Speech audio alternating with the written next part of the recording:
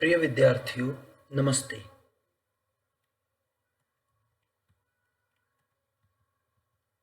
अक्षर ज्ञान नामक इस चैनल पर आप सभी का हार्दिक स्वागत और अभिनंदन है।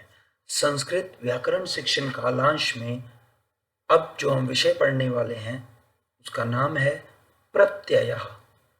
प्रतीयते विधीयते इति प्रत्ययः।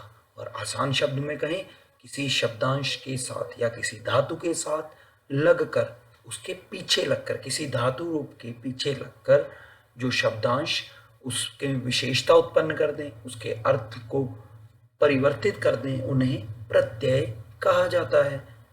आगे बढ़ते हैं। आज हम जो प्रत्यय पढ़ने वाले हैं वो होंगे कत्वा प्रत्यय और तुमुन प्रत्यय। सबसे पहले कत्वा प्रत्यय। कत्वा प्रत्यय के नियम हैं।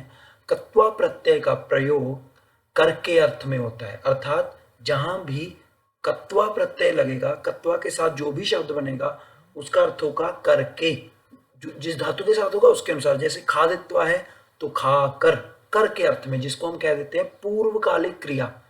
सह खादित्वा वदती, वह खाकर बोला। सह खादित्वा वदती, खाकर बोला। तो खाकर क्या हो गया? पूर्वकालिक क्रिया के लिए इसका प्रयोग होता है। इसके प्रयोग में से कत्वा, जब कत्वा प्रत्यय का प्रयोग होता है तो उसमें से त्वा, त्वा यह शेष रहता है और यह धातु के साथ जुड़कर शब्द निर्माण करता है। और कत्वा प्रत्यय से बना शब्द अव्यय होता है, अर्थात लिंग, वचन इत्यादि इत्यादि कुछ भी इस पर कोई परिवर्तन नहीं ला सकते। ये जो शब्द है ये पुल्लिंग में भी, स्त्रीलिंग में भी, एक वचन में, बहुवचन में भी यथारूप बना रहता है। उसे कहते हैं अव्यय। जो व्यय ना हो, खर्च ना हो, जो बदला ना जाए, तो कत्वा प्रत्यय से बने शब्द भी अव्यय हो जाते हैं। तीन नियम है। कर अर्थ में होगा, कर के अर्थ में होगा, अर्थात पूर्वकालिक क्रिया जो हो चुकी है उसके अर्थ में त्वा शेष रहेगा और ये अव्यय बन जाएगा। अब देखिए, खाद धातु कत्वा प्रत्यय क्या बन जाएगा? खादित्वा। खाद जमा कत्वा, कत्वा का बच्चा त्वा शेष इड़ आगम हो गया तो बन गया खादित्वा। इड़ागम अर्थात इकार का आगम।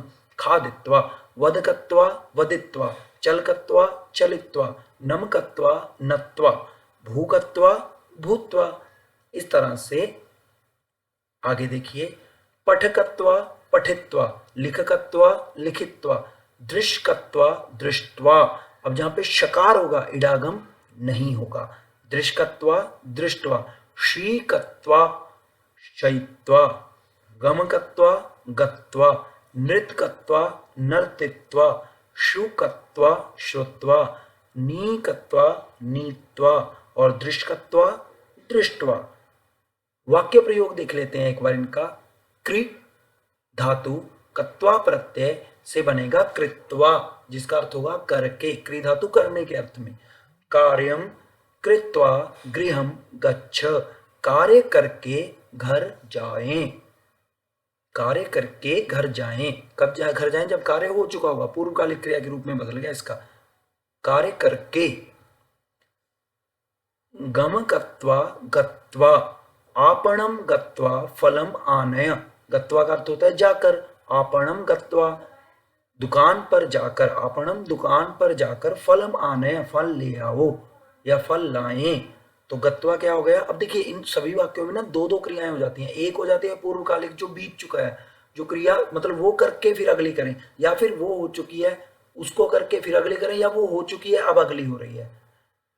तो आगे है नमकत्वा नत्वा, नमस्कृत्वा, सरस्वतीं देवीं नत्वा पाठम पठ। सरस्वतीं देवीं नत्वा, नमकत्वा नमन करके, प्रणाम करके, पाठम पठ पाठ पढ़ें। आगे है दूसरा प्रत्यय तुमुन प्रत्यय। तुमुन प्रत्यय के नियम क्या है? तुमुन प्रत्यय के प्रयोग के लिए के अर्थ में होता है। तुमुन प्रत्यय किस अर्थ में होता है? जैसे कत्वा का था, कर के अर्थ में पूर्वकालिक क्रिया बना देता है। इसका अर्थ होता है के लिए। के लिए के अर्थ में प्रयोग होता है। इसके प्रयोग में से तुम शेष रहता है। कत्वा का त्वा शेष, तुमुन का तुम शेष रहता है। तुमुन प्रत्यय से बना शब्द अव्यय होता है, बिल्कुल वैसे ही जैसे कत्वा से बना शब्द अव्यय होता है। इससे शब्द निर्माण कैसे होगा? पठ तुमुन पठितुम, तुमुन का तुम शेष रहा। इड आगम यहाँ भी वैसे ही हो रहा है जैसे कि कत्वा प्रत्यय में हुआ। इडागम अर्थात इकार का, स्वर इकार का आना। भूतुमुन भवितुम, हस्तुमुन हसितुम, गम तुमुन गंतुम। मकार हलंत होगा तो इडागम नहीं हुआ। चल तुमुन चलितुम, चल तुमुन चलितुम। धाव तुमुन धावितुम, नम तुमुन नंतुम, सेव तुमुन सेवितुम, हन तुमुन हंतुम, पा तुमुन पातुम, स्था तुमुन स्थातुम, नृत तुमुन नर्तितुम, गम तुमुन गंतुम, पच तुमुन पचितुम, क्रि तुमुन कर्तुम। इस तरह से ये शब्द निर्माण बन जाता है। इनके अर्थ देख लेते हैं एक बार जल्दी से। पठतुमुन पठितुम किसके लिए? पढ़ने के लिए। भूतुमुन भवितुम होने के लिए। हस्तुमुन हसितुम हंसने के लिए। गम तुमुन गंतुम जाने के लिए। चल तुमुन चलितुम चलने के लिए। ऐसे ही धाव तुमुन धावितुम दौड़ने के लिए। नम तुमुन नंतुम नमस्कार करने के लिए। सेव तुमुन सेवितुम सेवा करने के लिए, सेवन सेवने के लिए। हन तुमुन हंतुम मारने के लिए। पा तुमुन पातुम पीने के लिए। स्थातुमुन स्थातुम ठहरने के लिए। नृत्युमुन नर्तितुम नाचने के लिए। गम तुमुन गंतुम जाने के लिए। पच तुमुन पचितुम पचने के लिए। और क्री तुमुन करतुम करने के लिए। अब आपको इसका लगभग इस रूप में ही ये आते हैं। आपको ये एमसीक्यू टाइप में आएंगे बेटा, हमेशा 9th के पेपर में ये एमसीक्यू टाइप में आते हैं। और उसमें ये क्या होता है, वाक्य दिए होते हैं। वाक्य में जिस प्रकार से ये योजक दिया होगा कि गम तुमुन, और वाक्य में सटीक शब्द का उच्चारण करें, शब्द लगाएं। 4 शब्द दे रखे होंगे तो आपको ध्यान में रखना है।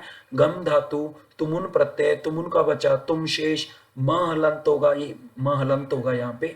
म हलंत होगा तो इडागम नहीं हुआ, तो सह गृहम गम तुमुन का बन जाएगा गंतुम उद्यतः अस्ति। गंतुम अर्थात जाने के लिए। सह वह गृहम घर को, गंतुम जाने के लिए। उद्यतः अस्ति उद्यत है तत्पर है, वो घर जाना चाहता है। हंतुमुन हंतुम मारने के लिए। मृगम हंतुम सिंह समुद्युतः या समुद्यतः समुद्यतः अस्ति। तो मृगा हंतुम मृग को मारने के लिए। सिंह समुद्युत है मतलब तैयार है। पातुमुन का क्या बन जाएगा? पातुम पीने के लिए। जलम पातुम सह नदीम गत्वान जल पीने के लिए वह नदी के पास गया। और स्नातुमुन स्नातुम स्नान के लिए। सह स्नातुम तरण तालम गच्छत वह नहाने के लिए तरण ताल के पास गया अर्थात सरोवर के पास गया। इसके साथ ही ये विषय हमारा यहीं पर समाप्त होता है। आशा है आपको ये समझ आ गया होगा। एक बार में ना समझ आए तो इसको कम से कम 2 या 3 बार अवश्य देख लें। जो सूत्र हैं कत्वा प्रत्यय और तुमुन प्रत्यय के, उनको ध्यान में रखें कि क्या क्या शेष रहता है। फिर मिलेंगे। धन्यवाद। नमो नमः।